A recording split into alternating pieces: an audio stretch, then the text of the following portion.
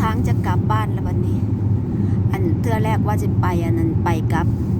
วันนี้คนขับรถว่าเมื่อยว่าสันก็เลยได้นอนพักคืนนึงแต่ว่าทางนี้นี่อันนั้น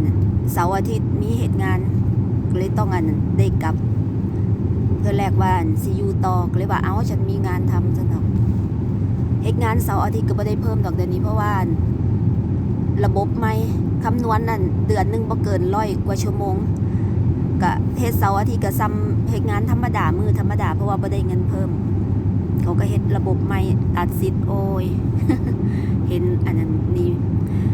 คือพ่ออันนั้นย้ำยางฮ้อนๆเนาะอ่อนน้ำแดงใส่ก็สิแซ่บอันน้ำแข็งใส่กลับไปพ่อได้